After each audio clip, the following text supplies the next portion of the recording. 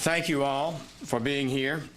Over the past week, more than a dozen suspicious packages have been sent through the United States Postal Service to a media outlet, a Hollywood actor, and at least 7 high-ranking current and former political leaders in the Democratic Party.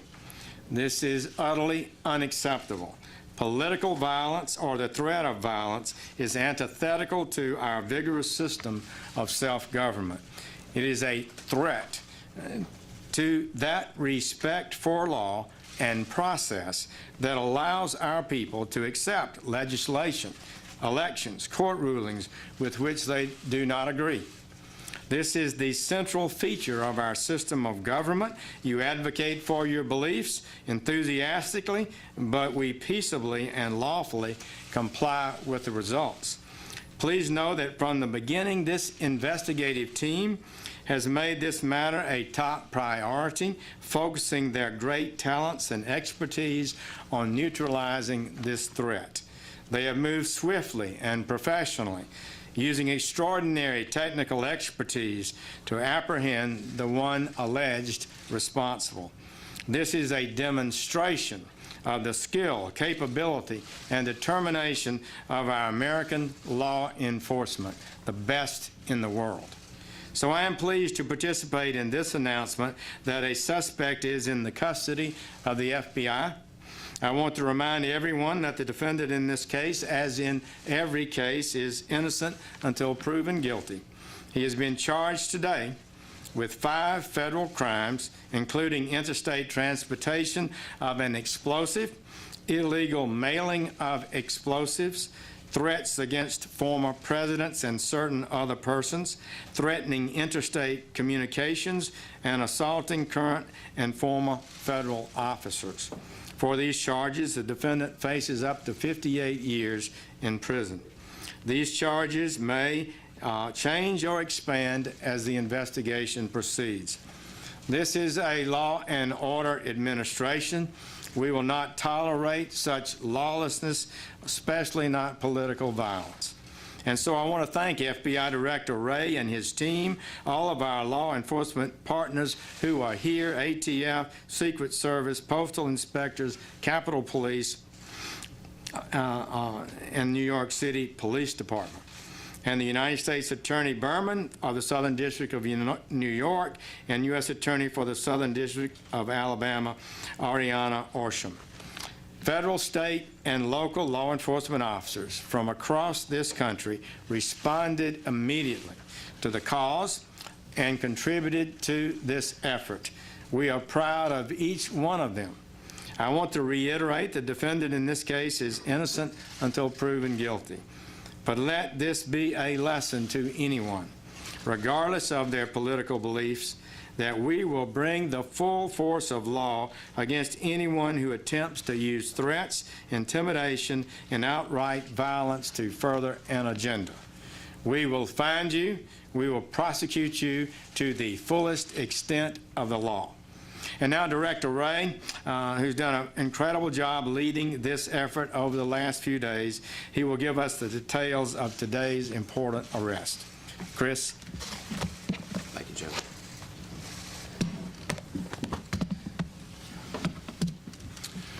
As the Attorney General has confirmed, we have arrested Cesar Sayoc in connection with this investigation. As our investigation is still ongoing, I may not be able to answer questions about his background or about his motive. What I can say is that this was a nationwide investigation of enormous scope and of the greatest importance. Our investigation ranged from New York to Delaware, to Maryland, to the District of Columbia, to Florida, to California. And as it always does, the FBI responded with every resource we've got, including our Joint Terrorism Task Forces, our Counterterrorism Division, and our world-renowned experts at the FBI lab in Quantico. But, and I really can't underscore this enough, we did not act alone, as you can see from the agencies and departments represented up here today. A threat of this scope and of this magnitude requires all of us working shoulder to shoulder. And today's arrest is a testament to the strength of our partnerships and what we can do when we all work together. I want to acknowledge the many partners who helped in recovering and transporting these IEDs to our lab in Quantico. This is dangerous and highly skilled, specialized work that requires great care, and we're incredibly grateful to all those who helped us in that effort in getting those devices to our lab from around the country. We can confirm that 13 IEDs were sent to various individuals across the country. Each device consisted of roughly 6 inches of PVC pipe, a small clock, a battery, some wiring, and what is known as energetic material, which is essentially potential explosives and material that give off heat and energy through a reaction to heat, shock, or friction. Though we're still analyzing the devices in our laboratory, these are not hoax devices. I want to focus for a moment on the amazing work of our folks at the FBI lab. Based on their initial analysis, they uncovered a latent fingerprint from one of the envelopes containing an IED that had been sent to Congresswoman Maxine Waters. We have confirmed this fingerprint is that of Cesar Sayoc. There is also a possible DNA connection between samples collected from pieces of 2 different IEDs mailed in separate envelopes and a sample previously collected from Sayoc in connection with an earlier arrest down in Florida. This is phenomenal work with the greatest pressure under an incredibly tight time frame. We see unbelievable work like this on TV and in Hollywood, but to see it up close in reality is something to behold. And we are so proud of our team at the lab for their work in keeping people safe and helping us to find the individual responsible. Late last night, we also turned to our partners in the Florida Department of Law Enforcement for confirmation of this DNA connection, and we want to thank them in particular for their very quick work. I also want to thank the men and women of the FBI's Counterterrorism Division who remain on high alert every single day to try to keep the American people safe from harm, and who move quickly and efficiently into action every single time. Today's arrest doesn't mean we're all out of the woods. There may be other packages in transit now and other packages on the way. So we need the help of everyone out there, every citizen, everyone in law enforcement, everyone we've got to help with this investigation in the days to come. If you've got any information, please call us on our tip line at 1-800-CALL-FBI or our email line tips.fbi.gov. No piece of information is too small. Every tip could be the one that leads to something very important. And of course, if you see something suspicious activity, please call your local authorities. We need all hands on deck. We need to stay vigilant. Finally, I want to thank our partners. Too many to name from across the country because we cannot do this work alone. Everyone up here today understands that, and we take that to heart every single day as we do the hard work together of protecting 325 million Americans. Now I'd like to turn the podium over to Commissioner O'Neill from the NYPD.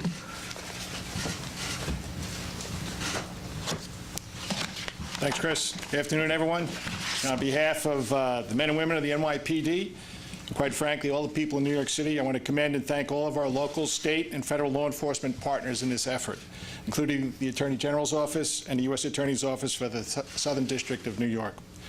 Our NYPD detectives, along with FBI and ATF agents, postal inspectors, New York State Police, and many others, they are one team on our Joint Terrorist Task Force.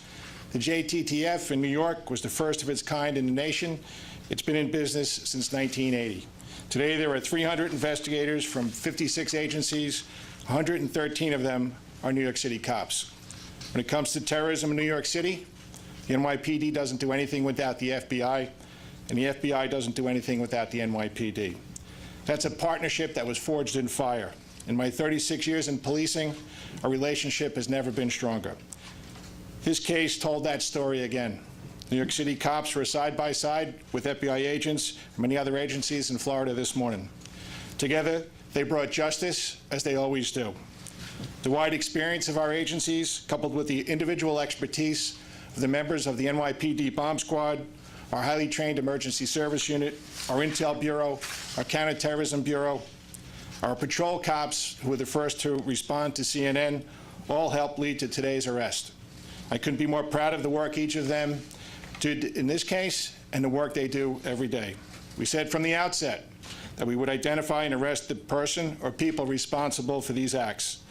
We can make that promise because of the confidence we have in our ability to investigate in a deliberate and precise manner.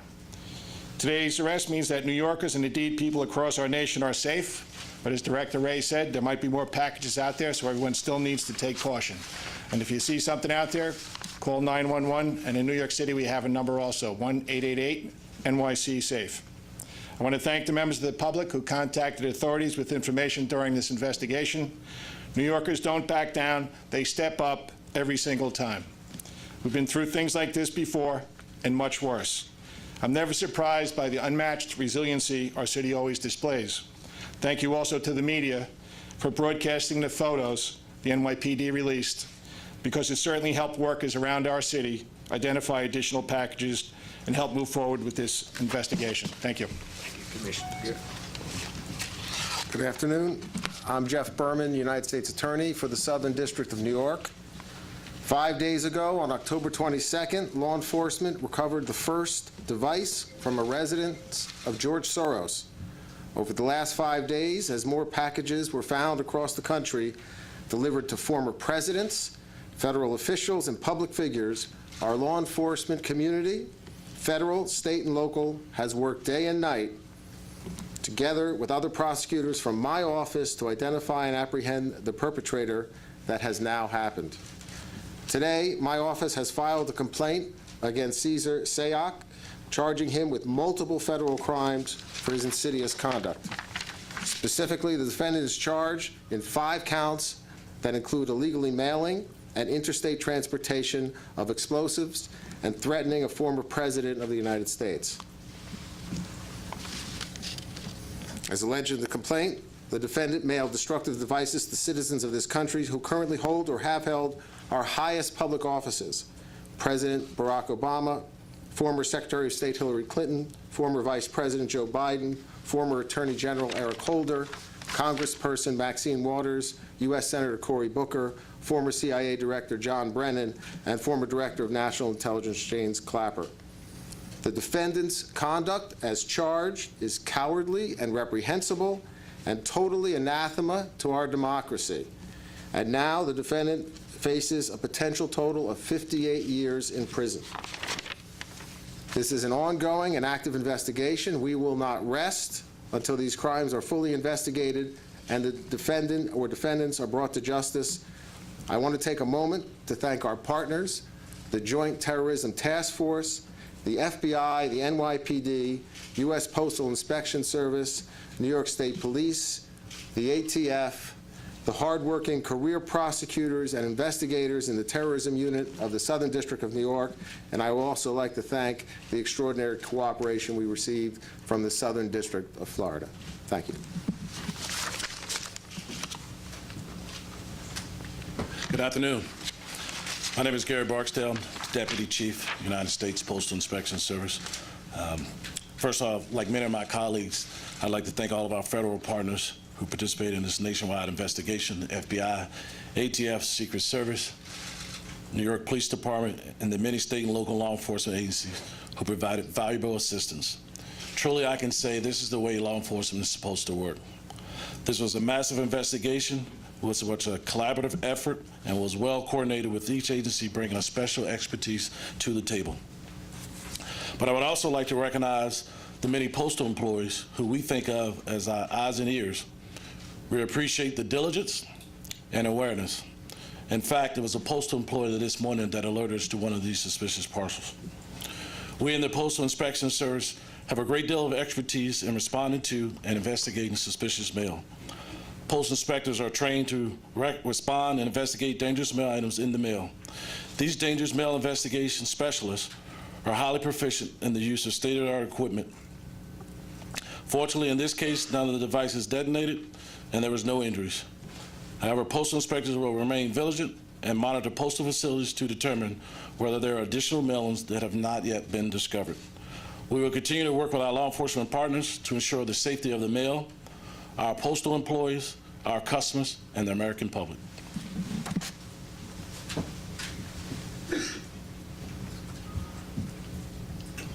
Good afternoon. Tex Ellis, the Secret Service Director. Just as the other speakers have emphasized, I just want to comment on the importance of cooperation here. We were in the forefront of this with receiving early packages on Tuesday and Wednesday, and fully engaged with the Joint Terrorism Task Force and other federal partners, and just want to acknowledge the great work done by the FBI, ATF, the Postal Service and inspectors, New York City Police, Capitol Police, and then the different states involved, New York, Florida, California, Delaware, Maryland, and even the District of Columbia. So, and I also want to spend just a few minutes to emphasize how seriously the Secret Service takes these threats, how important it is to provide protection to our protectees, including former presidents and the current president and vice president, and just thank our agents and officers and analysts who not only investigate cyber and financial crime, but provide world-class protection to our protectees. I think they've done outstanding work here. I would just also remark that since Tuesday, along with Director Wray, this has been our #1 focus of the agency, is to find the perpetrators of these incidents and to bring them to justice. Thank you. With that, we'll take a few questions. Pete? Mr. Wray, can you tell us along the lines of how fast this moved, when did you or folks isolate the fingerprint? So each of the devices was being brought through what are called total containment vehicles to our lab, and they were coming kind of seriatim. And we received some of them. The first two that we received were the devices that were sent to former President Obama and the D.C. package that was sent to Congresswoman Waters. And so the analysis began on that, I think, yesterday. And we were starting to receive information over the course of the last 24, 36 hours. So it was found yesterday. I don't have the exact time, but that's ballpark. Here. A question for Director Wray and Attorney General Sessions. Can you describe your reaction to when you got word that there was a latent fingerprint that might lead you to a suspect? And also, could you give us a sense of why the devices may not have exploded? So what was the second part of the question? Any sense of why the devices did not explode? So on the first part, my reaction to hearing that we had a possible match just validated my unbelievable faith and confidence in the men and women of law enforcement, and in particular of the FBI lab. There's a reason why the FBI's lab is known as one of the very best in the world, and the folks who work there are extraordinary. And once I knew that they had a print, I was pretty confident that we'd be able to find the right person. As far as the devices themselves, it's important to say, as is in the complaint, that even if the devices, and we're still trying to determine whether or not they were functional, as they say, so we're doing all kinds of analysis on that to make a definitive determination, but they did contain energetic material, which, if subjected to the right combination of heat or shock or friction, could be dangerous to the public, and the public should treat any device like that accordingly. Jeff. Attorney General Sessions, could you tell us plainly, why was he targeting Democrats? I don't know, other than what you might normally expect. He may have been appears to be a partisan, but that would be determined by the facts as the case goes forward, and I'm not able to comment on that. Is he cooperating? We're not going to be discussing where the investigation stands at this time. Pamela, can you? I'm just curious what role you think the rhetoric in the political arena might have played in this, and is that giving you more work? We're focused not on the talk, but on the work of the men and women of law enforcement here, and the work that was done over the last week is something that should make every American proud and grateful, and it's too early at this stage for us to be discussing motivation in this particular case. But just to follow up, are you concerned that nasty political rhetoric might motivate someone who's predisposed to violence to act out? We're concerned about people committing acts of violence under any motivation. Kevin? Director, do you believe that he's the only one involved in this campaign? And you continue to make reference to other devices that might be out there. Do you have any sense of how many that are still in the stream? So, as I